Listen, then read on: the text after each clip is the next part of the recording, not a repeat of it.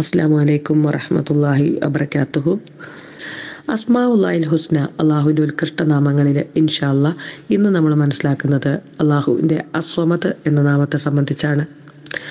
ആരുടെയും ആശ്രയം ആവശ്യമില്ലാത്തവനും എല്ലാവരാലും ആശ്രയിക്കപ്പെടുന്നവനുമാകുന്നു അസ്വമദ്. എല്ലാവർക്കും ആശ്രയമായവൻ, സർവാധിനാഥൻ, നിരാശ്രയൻ എന്നൊക്കെയാണ് അസ്വമദ് എന്ന പദത്തിൻ്റെ അർത്ഥം. വിശുദ്ധ ഖുർആനിലെ ഒരൊറ്റ തവണ മാത്രമാണ് അസ്വമദ് എന്ന മഹനീയ നാമം വന്നിട്ടുള്ളത്. വിശുദ്ധ ഖുർആനിൻ്റെ 1/3 എന്ന് നബി സല്ലല്ലാഹു അലൈഹി വസല്ലമ വിശേഷിപ്പിച്ച സൂറത്തുൽ ഇഖ്ലാസിലാണ് പ്രസ്തുത നാമം വന്നിട്ടുള്ളത്. സർവചരാചരങ്ങൾക്കും അത്താണി അവൻ മാത്രമാണ്. എല്ലാ ആഗ്രഹങ്ങളും ആവശ്യങ്ങളും സമർപ്പിക്കേണ്ടത് അസ്വമദിലേക്കാണ്. കാരണം അതെല്ലാം നിവൃത്തീകരിച്ച് തരാൻ കഴിവുള്ളവൻ അവൻ മാത്രമാണ്. വിവിധ വിശേഷണങ്ങൾ വിളിച്ചറിയിക്കുന്ന നാമങ്ങളിൽ ഒന്നാണ് അസ്വമദ് എന്ന് ഇബ്നു അബ്ബാസ് റളിയല്ലാഹു അൻഹുവിൻ്റെ വിവരണത്തിൽ നിന്ന് നമുക്ക് മനസ്സിലാക്കാനായിട്ട് സാധിക്കും.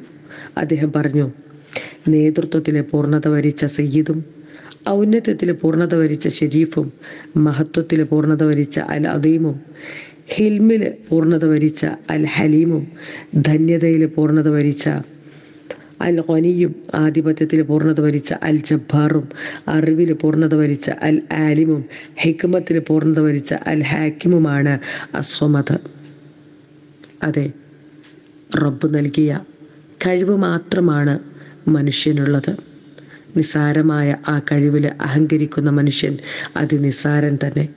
എന്നാൽ റബ്ബിൻ്റെ പരിപൂർണതയിലേക്ക് ആശ്രയം തേടി അഭയം പ്രാപിക്കുന്നവൻ നിർഭയത്വവും ആത്മശാന്തിയും കൈവരിക്കുന്നു. മഹാനായ റസൂലുള്ളാഹി സ്വല്ലല്ലാഹു അലൈഹി വസല്ലമ ഇങ്ങനെ നമ്മളെ പഠിപ്പിച്ചിട്ടുണ്ട്. അള്ളാഹുവിനെ സൃഷ്ടിച്ചത് ആരാണ് എന്ന നിലക്ക് ആർക്കെങ്കിലും വസ്വാസം ഉണ്ടാക്കപ്പെട്ടാൽ പ്രഖ്യാപിക്കാനായിട്ട് ഇപ്രകാരം നമ്മളെ പഠിപ്പിച്ചു: അല്ലാഹു അഹദ്, അല്ലാഹു സ്വമദ്, ലം യലിദ് വലം യൂലദ് വലം യകുൽ ലഹു കുഫുവൻ അഹദ്.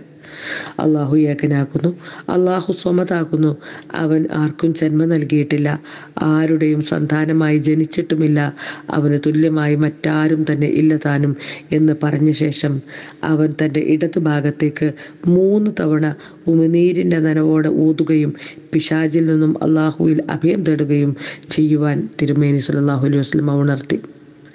ഇൻഷാ അല്ലാഹ് പൂർണ്ണമായ രൂപത്തിൽ അള്ളാഹുവിനെ മനസ്സിലാക്കി അവനിലേക്ക് അഭയം തേടി നിർഭയത്വത്തോടെ ശാന്തിയോടെ ജീവിച്ച് മരിച്ചു പോകാൻ അനുഗ്രഹം നൽകപ്പെടുന്നവരുടെ കൂട്ടത്തിൽ അള്ളാഹു നമ്മെ എല്ലാവരെയും ഉൾപ്പെടുത്തി അനുഗ്രഹിക്കുമാറാവട്ടെ.